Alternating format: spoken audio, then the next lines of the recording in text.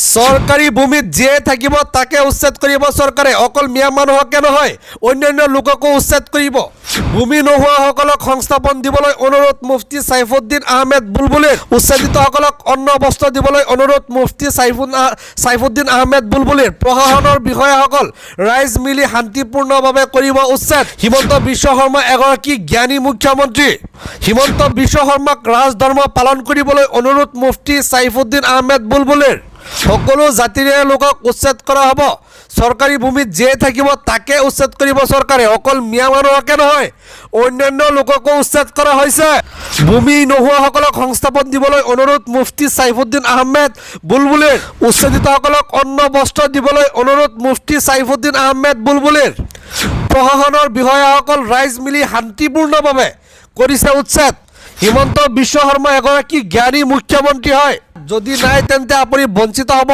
Ration কাৰ্ডৰ পৰা ration কাৰ্ডৰ বাবে আধাৰ কাৰ্ড থকাটো বাধ্যতামূলক আন এটা খবৰ চলন্ত ৰেলৰ পৰা পেলাই দিলে মুছলমান ব্যৱসায়ীক কাপোৰ ফালিলে নিৰ্মমভাৱে প্ৰহাৰ কৰিলে বৰ্বৰ ঘটনাৰ ভিডিঅ' ভাইৰেল হ'ল ছ'চিয়েল মিডিয়াত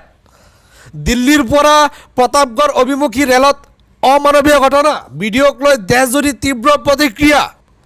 জয় শ্ৰীৰাম নোকোৱাতেই অপৰাধ চলন্ত ৰেলৰ পৰা পেলাই দিলে মুছলমান ব্যৱসায়ীক কাপোৰ ফালিলে নিৰ্মমভাৱে প্ৰহাৰ কৰিলে চৰকাৰে দিব 50,000কৈ টকা আপুনি কেনেকৈ লাভ কৰিব 50,000 টকা চৰকাৰে দিব আপোনাক 50,000 টকা ক্ষুদ্ৰ ব্যৱসায়ীসকললৈ কেন্দ্ৰীয় চৰকাৰৰ অভিলাষী আঁচনি পথৰ ব্যৱসায়ীক চৰকাৰে দিব 50,000কৈ টকাৰ ঋণ ফল মূল পাচলি বিক্ৰেতা পাণ তামোলৰ দোকানীক দিব নাপিত দুবাসকল কৰিব পাৰিব এই আঁচনিৰ বাবে আবেদন PM স্বনিধি আঁচনিৰ জৰিয়তে পথৰ ব্যৱসায়ীয়ে লাভ কৰিব এই সুবিধা ৱেবছাইটত আবেদন কৰিব পাৰিব এই আঁচনিৰ আবেদন কৰিবলৈ নালাগে কোনো অন্য নথি পত্ৰ আধাৰ কাৰ্ড ভোটাৰ পৰিচয় পত্ৰ ৰেচন কাৰ্ড পাছবুকৰ ফটোকপি প্ৰয়োজন হ'ব আপোনাৰ সুতৰ হাৰ অবিহনে পৰিশোধ কৰিব পাৰিব ঋণ প্ৰথম ঋণ এবছৰত পৰিশোধ কৰাৰ দ্বিতীয়বাৰ লাভ কৰিব দুগুণ ধনৰাশি 2024 চনৰ ডিচেম্বৰ মাহলৈ ল'ব পাৰিব এই আঁচনিৰ সুবিধা পৰিয়ালৰ কেৱল এজন ব্যক্তিহে লাভ কৰিব আঁচনিৰ লাভ আন এটা গুৰুত্বপূৰ্ণ খবৰ লৈ আহিছে আপোনালোকৰ কাৰণে বিগ ব্ৰেকিং নিউজ মুছলমানৰ ক্ষেত্ৰত আইন বেলেগ নেকি মুছলমানক ভাবুকি দিয়াসকল কিয় গ্ৰেপ্তাৰ নহয় মুছলমানৰ বিৰুদ্ধে ত্ৰিশূল বিলোৱাৰ কথা কয় RSSে মুছলমানৰ ভোট দিয়াৰ অধিকাৰ কাঢ়ি পেলাম বুলিও ধমক দিয়ে একাংশই বিজেপিৰ দিনত মুকলিকৈ মুছলমানক ভাবুকি দিয়া হয় কিন্তু ইয়াৰ বিৰুদ্ধে কোনো ধৰণৰ ব্যৱস্থা লোৱা হোৱা নাই মুছলমানে যদি হাতত কাঠৰ তৰোৱাল লৈ কেতিয়াও তাক জেলত লৈ যায় বিজেপি RSSৰ বিৰুদ্ধে হৰফ আছাদুদ্দিন ওৱেইচি মুছলমানে যদি হাতত কাঠৰ তৰোৱালো লয় তেতিয়াও তাক জেললৈ ভৰোৱা হয় বিজেপি RSSৰ বিৰুদ্ধে হৰফ আছাদুদ্দিন ওৱেইচি কিন্তু ইয়াৰ বিৰুদ্ধে কোনো ধৰণৰ ব্যৱস্থা লোৱা হোৱা নাই অসম বিজেপিৰ পৈতৃক সম্পত্তি নহয় যিসকল লোকৰ ভাত কাঢ়িছে পিন্ধনৰ কাপোৰ কাঢ়িছে শিক্ষাৰ জীৱন কাঢ়িছে তাৰ হিচাপ এই পৃথিৱীতে পাব মুছলমানে গণতান্ত্ৰিক শৈক্ষিক আৰু আৰ্থিকভাৱে আগবাঢ়ি গৈ আছে বুলডোজাৰ চলোৱা বন্ধ নহ'লে ভয়াৱহ হ'ব আন্দোলন অত্যাচাৰৰ সীমা চেৰালে সহ্য কৰা নহ'ব মুখ্যমন্ত্ৰীক হুংকাৰ আমচুৰ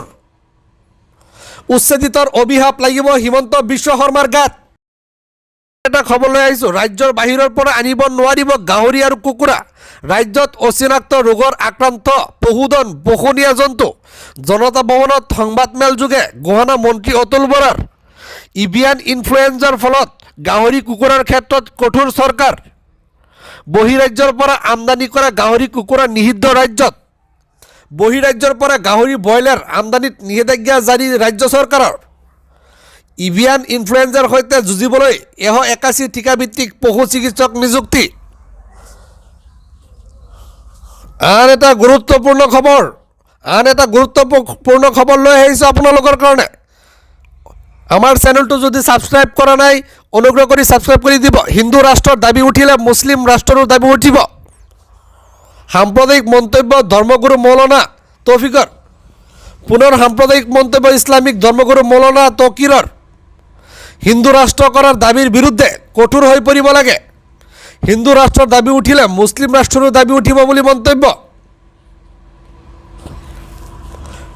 প্ৰধানমন্ত্ৰী মোদী উত্তৰ প্ৰদেশ চৰকাৰকো খুৰদাৰ সমালোচনা। হিন্দু ৰাষ্ট্ৰৰ দাবী পৰিহাৰ কৰিব লাগে। হিন্দু ৰাষ্ট্ৰৰ দাবী কৰাসকলক গ্ৰেপ্তাৰ নকৰি খালিস্তানৰ দাবী কৰাসকলৰ বিৰুদ্ধে কিয় তদন্ত হয়? যিয়ে হিন্দু ৰাষ্ট্ৰৰ দাবী কৰে তেওঁলোকৰ ওপৰত দেশদ্ৰোহৰ গোচৰ ৰুজু হ'ব লাগে। হিন্দু ৰাষ্ট্ৰৰ দাবী কৰাসকলৰ বাবেই এদিন মুছলিম ৰাষ্ট্ৰৰ দাবী উঠিব। Big breaking news.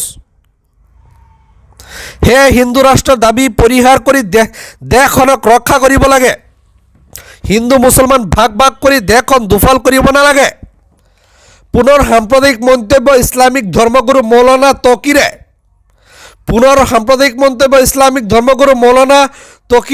অনুগ্ৰহ কৰি মোৰ চেনেলটো ছাবস্ক্ৰাইব কৰি দিব, ভিডিঅ'টো লাইক এণ্ড শ্বেয়াৰ কৰি দিব।